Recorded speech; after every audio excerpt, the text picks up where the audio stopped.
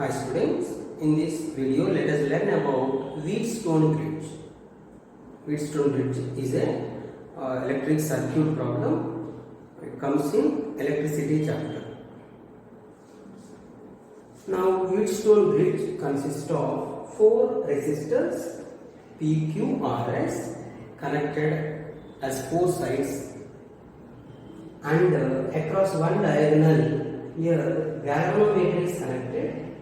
This galvanometer is used to detect the current. Whether current is flowing, it will show the deflection. If no current is flowing through galvanometer, it shows zero deflection. Still, it will have a resistance. Capital G is the resistance of the galvanometer. Across another diagonal, we connect a battery. So the battery is shown outside here. So from the battery current will be flowing. So I is the current flowing. Then it will split into 2 parts. So let us take this current as I1 and this current as I2. This I1 is coming here. Again here it will split into 2 parts. Let us take the current flowing through galvanometer as Ig and the current flowing through this R is I4. But if you apply Kirchhoff's first law at this junction, let us say A, B, C, D. At the junction C, if you apply Kirchhoff's first law, Kirchhoff's first law states that sum of the currents flowing into the junction is equal to sum of the currents flowing out of the junction. At the junction C, I1 is coming into the C. I1 equal to Ig and I4 are going outside. So I1 equal to Ig plus I4. Then this Ig comes to left side. I1 minus Ig. Let us write it as I4. So this I4 can be written directly. I4 can be written directly. I1 minus Ig. Same way, this I2 is coming. This Ig is coming, and let us take this current as I5. Same way, if you apply Kirchhoff first law at the junction D, I2 is coming, Ig is coming into the junction. So I2 plus Ig equal to I5. So this I5 can be written I2 plus Ig. Right? Next, now we need to go for Kirchhoff's second rule. Kirchhoff's second rule states that the algebraic sum of all potential differences in a closed loop is equal to 0. Algebraic sum of all potential differences in a closed loop equal to 0. That means, let us take ACDA.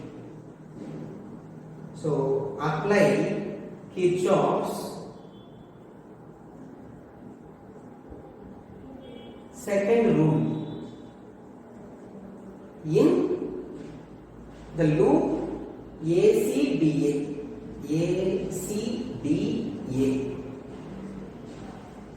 So in these resistors, first of all, we need to understand which is higher potential, which is lower potential. In a resistor, current always will flow from higher potential to lower potential. So this P is the resistance, and this point is higher potential and this point is lower potential, because you see this arrow mark, current is flowing in this direction. So this should be higher, this should be lower. Now here current is coming down, and this should be higher potential and this should be lower potential. You see, in this resistor Q, current will flow. In every resistor, current will flow from higher to lower potential. So let us say here current is coming this way, then we should take this as higher potential, this as lower potential. Similarly, let us write here also, current is coming this way, this should be higher and this should be lower. Now current is coming this way, this should be higher potential and this should be lower potential. So ACDA, Kirchhoff's second rule, we can go clockwise or anti-clockwise. So I am going in clockwise direction. starting at A will go to C, C to D, D to A. So here potential difference from Ohm's law, V equal to IR. So this current is I1, R is P, R is the resistance, here resistance is P, I is I1, I1 into P. So potential difference V equal to I value I1, R value P, I1 into P. Here potential difference I1P. And here potential difference I value IG, R value capital G is the resistance of galvanometer, so Ig into G. Next, if you come here, I value I2, R value Q, so I2 into Q. We need to add all of them equal to 0. This is Kirchhoff's second rule. The algebraic sum of all potential differences is equal to 0 in a closed loop. Now we need to add them with sign convention. So we are going from A to C. So when we are going from A to C, we are going from higher to lower. Potential decreases, high to low. When potential decreases, we take that potential difference as negative. If potential decreases, negative, increases, positive. So minus I1P, high to low. Next we are coming this way, high to low, potential decreases, so again minus Ig into G. Next we are going this way, we are going low to high. So we started at A, high to low, minus, high to low, minus. Next we are going low to high, plus I to Q equal to 0. This is equation number 1.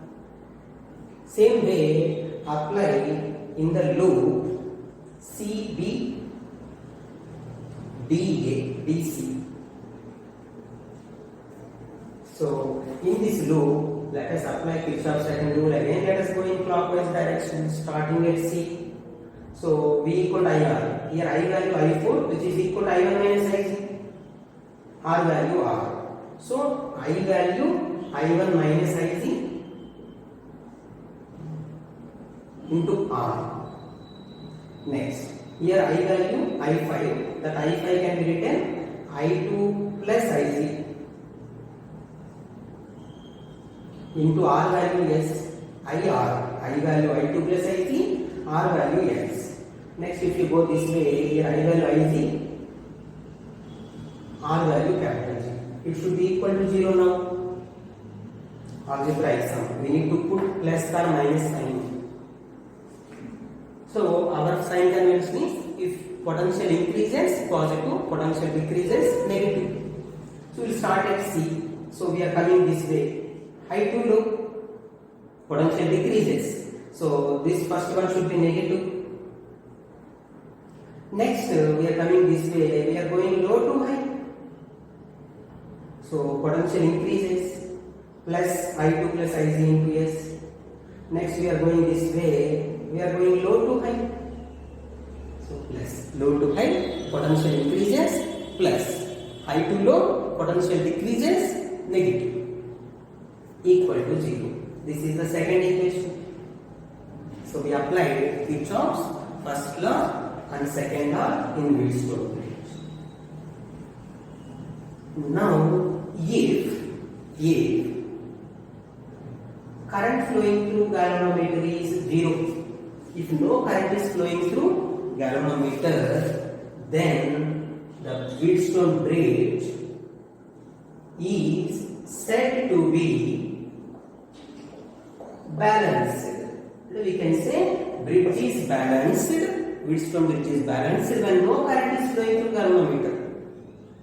The galvanometer is connected, galvanometer is there, connected. Even connection is there, no current is flowing. But whatever current is coming here, same current flows this way. Whatever current is coming here, same current will flow without going into this galvanometer. Then Wheatstone bridge is said to be balanced. So why current is not flowing from C to D through the galvanometer? As we discussed, current will flow from high potential to low potential. High to low, current always will flow in resistor. So low current is flowing means potential should be equal at C and D. Potential at C equal to potential at D. Potential at C equal to potential at D. Then that is the reason why current is not flowing in the galvanometer. Anyhow, we can say it is balanced Wheatstone bridge if galvanometer current is 0. Let us see what will happen in first equation and second equation if you substitute IC value 0. First equation implies minus I1P minus IC into 0. This IC value 0. 0 into something 0. Plus I2Q equal to 0. Let us send this minus I1P to other side. So this equation becomes I2Q equal to minus I1P will come to right side, become plus I1P. You take it as equation number 3. Again, let us come to second equation. So second equation implies minus I1 minus IC, this IC value 0 into R plus I2 plus this IC value 0 current through galvanometer into S plus IC into G. IC value 0, 0 and something 0 plus 0 equal to 0, which implies again you send this minus I1 into what? To other side.